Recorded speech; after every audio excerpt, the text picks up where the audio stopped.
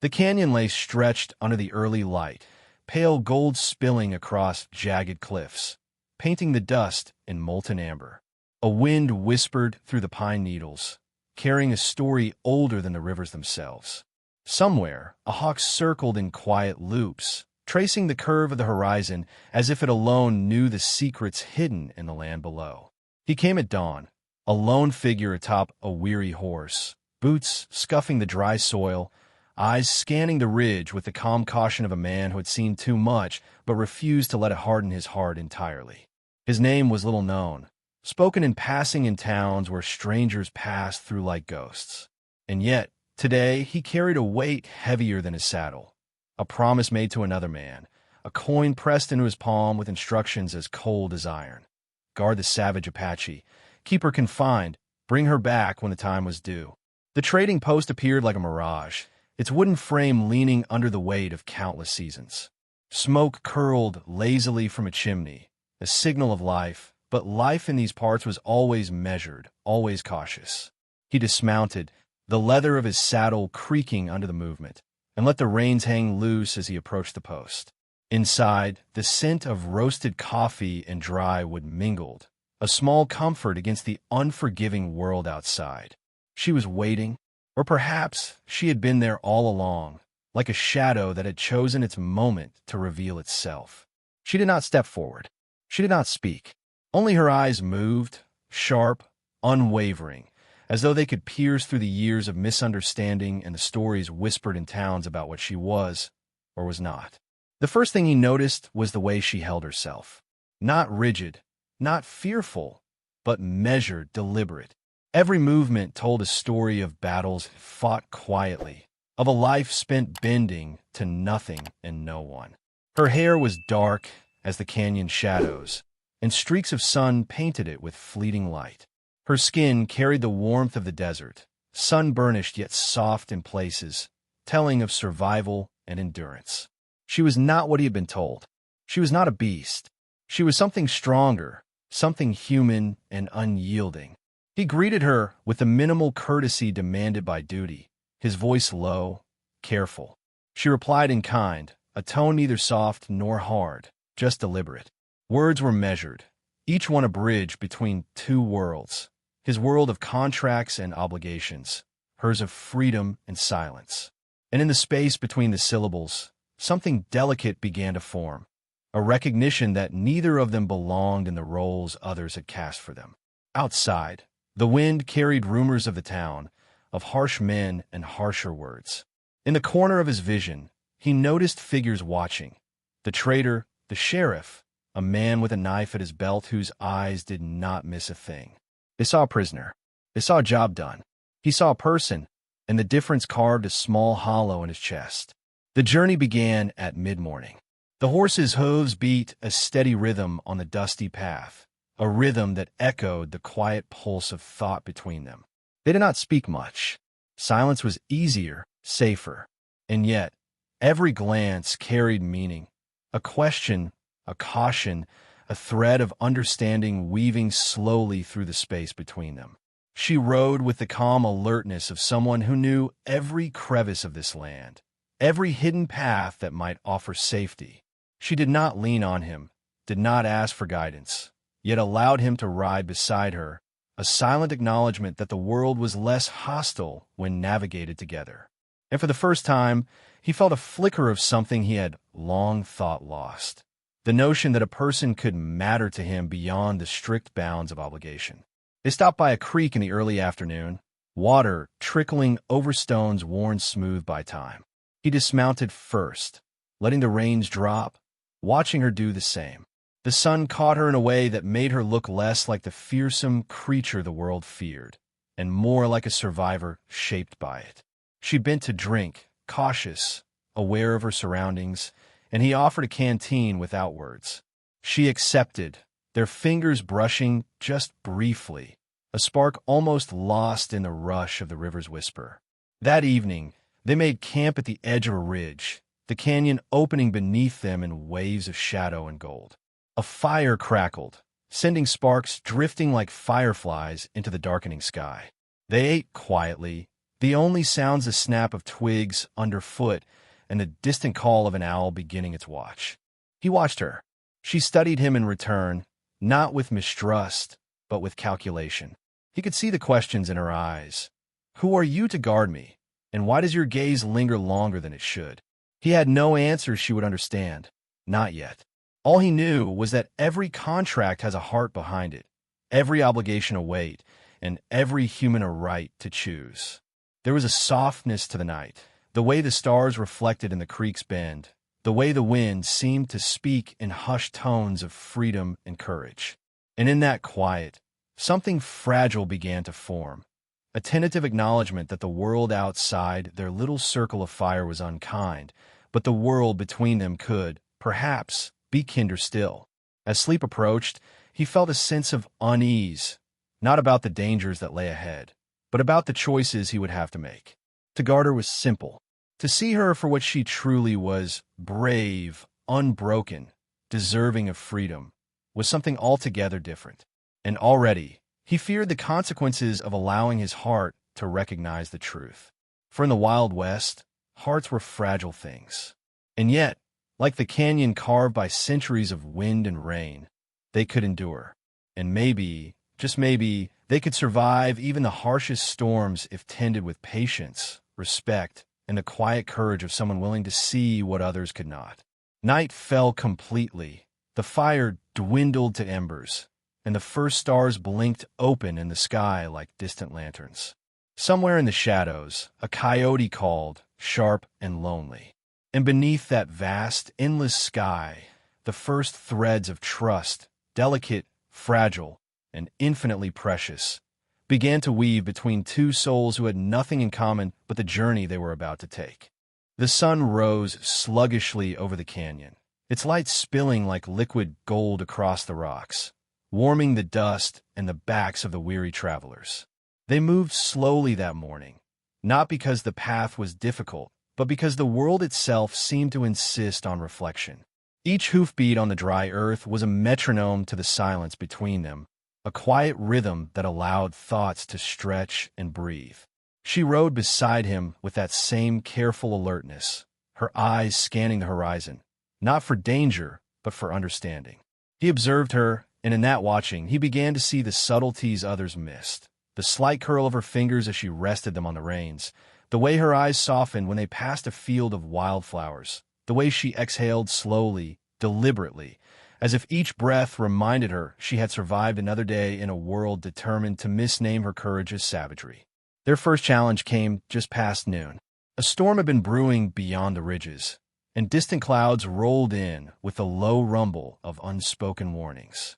The wind picked up, tossing dust and sand into their faces, bending the few shrubs that clung stubbornly to the soil. And then, as if the land itself wished to test them, a rattlesnake appeared on the trail, coiled and ready. He moved first, steady and deliberate, guiding the horse away with a hand gentle but firm. She acted without hesitation, picking up a stone and tossing it to warn the snake away from the path. Their eyes met briefly, unspoken approval passing between them. Not words, not actions dictated by law or obligation, but a quiet acknowledgement of shared instinct, a recognition that life here required more than strength. It demanded trust. The storm broke an hour later, rain drumming softly on leaves, a gentle percussion that seemed to coax even the most cautious heart toward reflection. They sheltered beneath an overhang, watching the water slide down the canyon walls, observing the way sunlight refracted in droplets like tiny, captured suns. It was then, in the lull of rain and wind, that they spoke more freely, not of bounty, contracts, or duty, but of pasts lived quietly, of losses endured without recognition. She spoke of her childhood, of the times when the wind was her only companion, when the silence of the canyon was a friend rather than a threat. He listened without interruption, offering no judgments, only the presence of someone willing to witness pain without attempting to erase it. He shared fragments of his own history, the sparse details of a life measured in solitude and small, deliberate choices. He spoke of long nights under the same stars, of roads that had carried him further than he expected, and of moments when kindness had arrived unexpectedly, like a river cutting through rock. And though their words were few, their silences spoke volumes, an exchange of respect, a tentative bridge forming over the canyon between them. The journey continued, slow and deliberate. Each day brought minor trials. A herd of startled deer scattering across the plains, the distant howl of coyotes, a sudden shift in the wind that made the scent of danger tangible. In each instance, their partnership strengthened, unspoken and steady. She relied on his presence not as a captor, but as a companion, someone who could navigate the threats of the land with care and patience. He relied on her not as a burden, but as a teacher of resilience, her quiet courage showing him the depth of human endurance. Yet tension never strayed far. They were never alone from the world's judgment. Men who had not ventured beyond town limits eyed them suspiciously when they rested at midday in small clearings. The first man, a rough hand hired by the same parties who employed him, was cruel and impatient, mocking her for her silence and questioning her worth. He offered a harsh reminder of the rules, that she was property, that she must remain confined, that her freedom was never hers to claim. But the hero, quiet, steady, tempered by the patience of years, found his conscience pulling against the weight of duty. He saw in her not a savage to be caged, but a human, brave and alive in a way the world refused to acknowledge. The sight of her resilience began to unbalance the certainties he had carried, and for the first time, he questioned the contracts that bound him. Duty became heavy. Justice, slippery and elusive, became the only compass he could trust. Evenings were the most revealing. Around a fire, when the stars glimmered like scattered diamonds across the desert sky, they shared rituals too small to notice but too meaningful to ignore. She roasted the small meal, careful with the fire, her hands moving with precision born of survival. He offered the water, kept watch, adjusted the blankets against the night chill.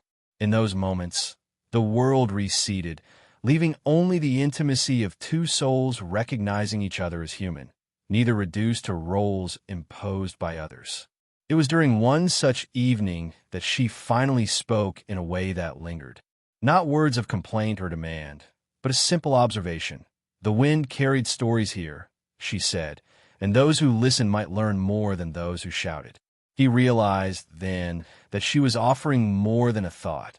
She was offering trust, a gift given sparingly to those worthy of attention. He nodded, quietly, the firelight dancing across his weathered features, feeling the weight of the gift and the responsibility it demanded. The night deepened. Shadows stretched long over the canyon floor, the stars climbing higher with deliberate patience. And in that quiet, a fragile connection blossomed, unspoken yet undeniable. He noticed the way her eyes softened when she thought he wasn't looking, how she lingered a fraction longer when passing near, how even her silence seemed to speak of shared understanding. It was not love, not yet, but it was recognition, the acknowledgement that another human could see you fully and not flinch. And yet, danger lingered beyond the edges of their small world. The first man and other forces of the town reminded him with every step that society would not see her as he did. That night, he lay awake, listening to the wind sweep through the canyon, contemplating the line between duty and morality, between law and conscience. He knew a choice would come. He did not yet know what form it would take, but he sensed the storm gathering, not in the skies above, but in the spaces between what was expected of him and what he could not deny in his heart. By morning, the storm had passed, leaving the world washed in a quiet clarity. Birds called in scattered flocks, their songs a reminder of freedom's simple beauty. He looked to her across the firelight and saw her not as a prisoner, but as a survivor, a soul tempered by the world but unbroken. And in that glance, he felt the first stirrings of a promise he had yet to name, that he might choose her freedom over the confines of duty, that he might protect not the bounty placed upon her, but the life she had earned for herself. They mounted their horses, the canyon stretching before them like an unrolled parchment. Each day forward would be a test, a quiet negotiation with the wind, the land, and their own hearts. But for the first time, he felt the thrill of possibility. That even in a world steeped in harshness and fear, small acts of trust and understanding could bloom into something resilient, something unbreakable. The journey continued, measured and deliberate, each mile a quiet affirmation of the connection forming between them. And as they rode, the canyon seemed to hum with approval, the wind carrying their silent conversation, their unspoken acknowledgments, as if the land itself recognized what the two travelers were discovering. That freedom and trust, once extended, could transform even the harshest of landscapes into a place of grace. The canyon mornings were colder now, a brittle edge to the sun's warmth that reminded them both that the world was indifferent to small comforts. Mist curled along the cliffs like ghostly fingers, reaching for them, brushing across horses' flanks, curling into the folds of their coats. Yet in the quiet of dawn, there was clarity. The air carried the scent of pine and earth, a reminder that life persisted despite hardship and that some truths were inevitable if one dared to listen. They had ridden for days since the last town, avoiding paths frequented by men who would see her bound, her spirit caged. In that stretch of wilderness, danger was both distant and immediate. The sharp whistle of wind through canyons, the occasional rustle of unseen creatures, and the ever-present weight of the first man's expectations hovering like a shadow at the edge of memory. Yet in this space of solitude, the bond between them deepened, unspoken, deliberate, and urgent in its subtlety. It was during one quiet afternoon, as they rested beside a trickling creek, that he saw her in a way that demanded acknowledgement. She knelt at the water, fingers tracing the smooth stones beneath the current, eyes reflecting sunlight like tiny, captured stars. Her movements were precise, careful, the product of survival honed over years, yet there was grace in every gesture, a quiet insistence that life, even in its harshest form, could still be beautiful. He watched her, silent, feeling something he had long thought lost, a warmth that had once been easy to ignore, the small stirrings of care, respect, and perhaps the beginnings of something far more complex. And in that stillness, he realized the truth he had been circling for days. To guard her as a prisoner would be a betrayal not only of her spirit, but of his own conscience. The turning point came not with words, but with a test of their bond. A figure emerged from the distant ridge. The first man, crude and relentless, his silhouette a reminder of the obligations he had tried to set aside. He came with men and horses, with orders and expectations, to reclaim what the world claimed as its own. And in that moment, the canyon itself seemed to hold its breath. The wind paused, the birds fell silent, as if nature recognized that the true battle was not for property or bounty, but for freedom itself. The first man demanded compliance. The Apache woman, silent and resolute, met his gaze with the calm defiance of one who had lived her life on her own terms. He saw it all, the contempt, the arrogance, the insistence that she belonged to another's will, and knew he could not let her be claimed. Duty had become a chain too heavy to bear. And in that instant, the decision crystallized. He would act, not for fame, not for reward, but because she deserved the right to walk unshackled, unjudged, and fully seen. The plan was simple in its intention, complex in its execution. They would move under cover of night, through the narrow gullies and hidden trails known only to those who listened to the whispers of the land. Every step was deliberate, every gesture calculated. She followed without hesitation, not as a captive, but as a partner, her quiet intelligence and strength guiding them as much as his own steady hands and calm presence. As night fell, the canyon transformed. Shadows stretched long and indistinct, the moon casting silver ribbons across jagged rock faces. They moved like whispers, careful not to disturb the sleeping world. The hero's heart beat with the rhythm of the horse's hooves, steady yet urgent, each echo a reminder that discovery could come at any moment. And yet, in that tension, there was exhilaration, a quiet thrill born not from danger alone, but from the act of claiming justice in a world that had offered little of it. They paused at a narrow ledge, the canyon dropping away beneath them in a dizzying display of shadow and stone. Here, she spoke for the first time in hours, her voice soft yet firm. The wind carries more than sound, she said. It carries the choices we make, the actions we dare not regret. He nodded, understanding the weight of her words. They were more than wisdom. They were an acknowledgement of trust, the shared knowledge that the path forward demanded courage from both of them. The first confrontation came at the edge of the ridge. The first man had anticipated them, but not fully. His arrogance had blinded him to the subtlety of two souls determined to act together. Words were exchanged, brief, sharp, and futile against the resolve they had forged.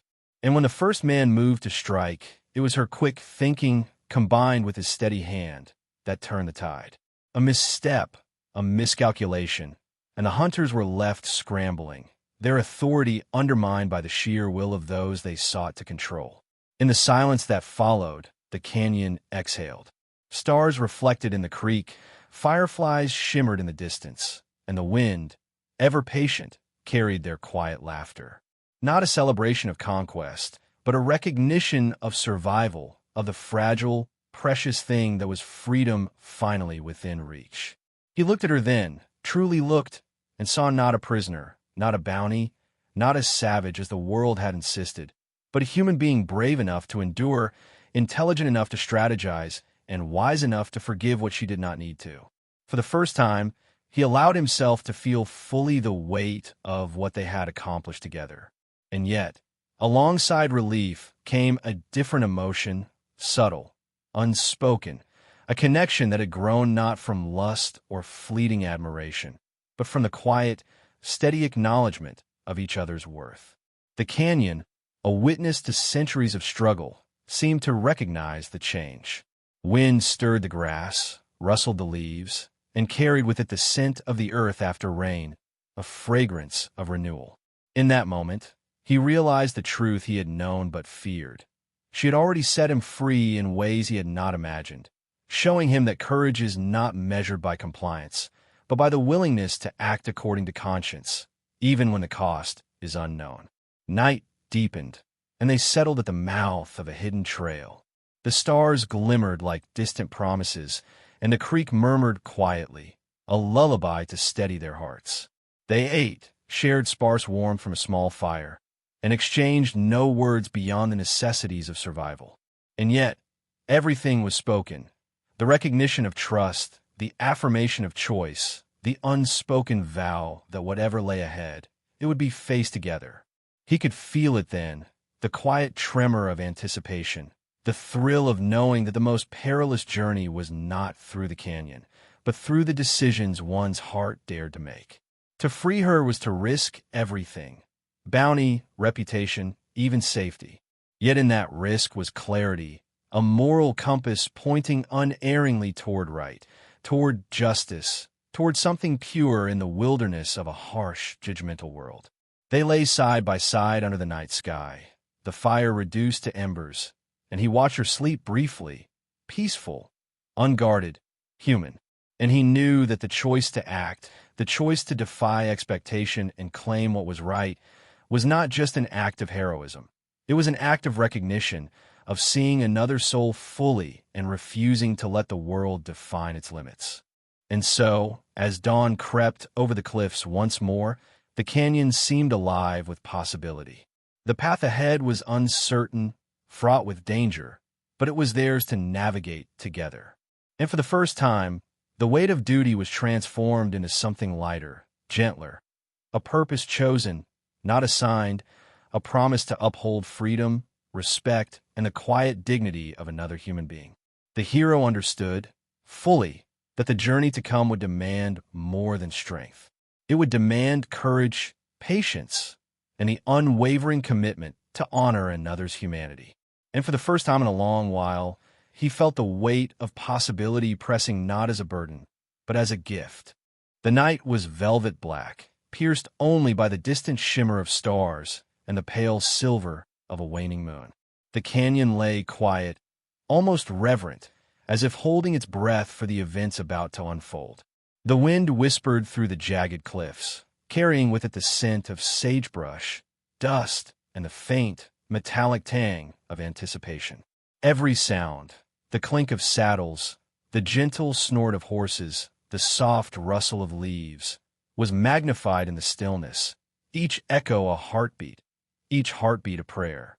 They moved with a patience born of necessity, every step deliberate, every gesture silent. The canyon paths were narrow, winding, treacherous, yet she walked beside him with the confidence of someone who had survived the world's judgment and emerged intact. Their movements were synchronized, a dance honed through days of observation, trust, and shared necessity. She did not need guidance, and he did not need words. Their understanding was in the way they breathed, the way they mirrored each other's caution, the way they moved as if the canyon itself had granted them passage. The first man and his posse had anticipated their escape, yet underestimated the quiet cunning of two minds united by purpose. They emerged from a hidden ravine, hoping to intercept, but the travelers had already slipped through a series of small, hidden trails that seemed to appear only to those who truly observe the land.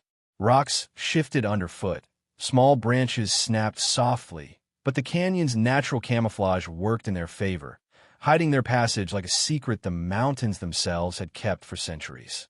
The air was electric with tension. Every shadow could conceal a threat. Every distant sound could signal pursuit. Yet beneath that tension was exhilaration, the quiet, almost sacred thrill of reclaiming something long denied: freedom. He kept glances brief, careful, noting her stance, the subtle flex of her hands, the alertness in her eyes. She noticed his attention, not with fear, but with acknowledgement. There was an unspoken bond forming, stronger than any chains, steadier than any horse, more enduring than the canyon walls themselves. At the narrowest point of the canyon, the confrontation came. The first man appeared, riding hard, anger etched in every line of his face, his posse behind him like shadows with teeth. The hero dismounted, steady, calm, a silent force against the storm. She followed, her presence quiet yet unyielding.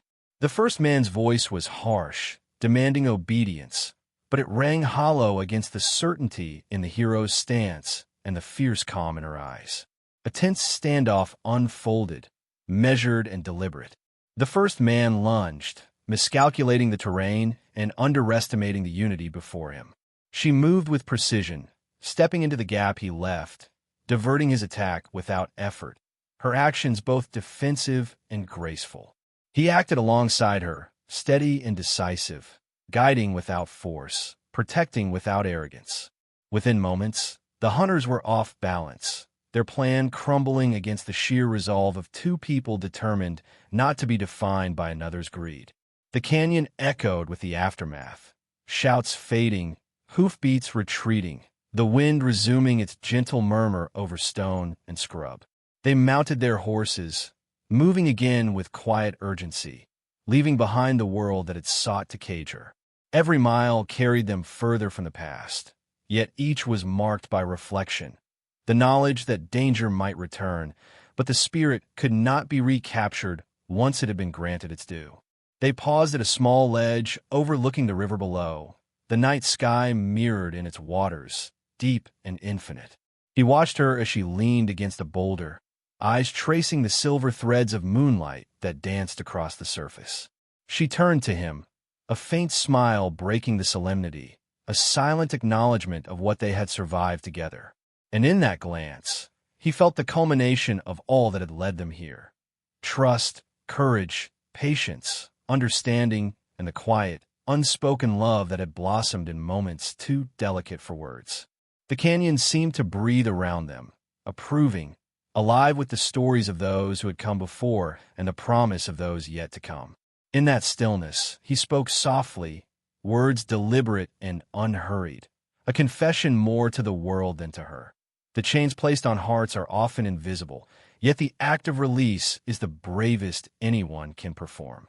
She nodded, her gaze steady, understanding that the gift he offered was not just protection, but recognition, a chance to live unbound and fully seen. They traveled on, guided by moonlight and the soft intuition of shared experience. The desert stretched vast and silent, punctuated by distant mesas and the whisper of wind through sage. They spoke rarely, but each gesture, each glance, each small motion communicated volumes. In the quiet, he realized she had freed him too, not from danger nor from obligation, but from the narrow confines of moral certainty, showing him that courage was not in following rules but in honoring humanity. The final stretch was both exhilarating and humbling. A ridge loomed ahead, dark against the horizon, and they could sense the faint pursuit still pressing from the distance. But she moved with calm, decisive steps, reading the land as naturally as breathing. He followed, steady and unwavering, their unity unshakable, the past constraints dissolving behind them like mist in the morning sun. At last, they emerged into an open plain, the first light of dawn touching the tips of distant hills with golden rose. The wind carried a freedom that could be tasted, the scent of possibility mingling with the faint perfume of wildflowers. They paused, allowing the horses to drink from a small spring, the water reflecting the sky and the newness of the day. And in that moment, the hero and heroine shared a quiet acknowledgement, not of love in the shallow sense, but of recognition, respect, and the deep, soul-level bond forged through shared trials and moral courage. The first man and those who would claim her had been left far behind, their authority dismantled not by violence alone, but by the unassailable truth of integrity and will. And though danger had shaped the journey, it was not fear that defined the conclusion. It was the quiet triumph of two people choosing what was right when the world demanded otherwise.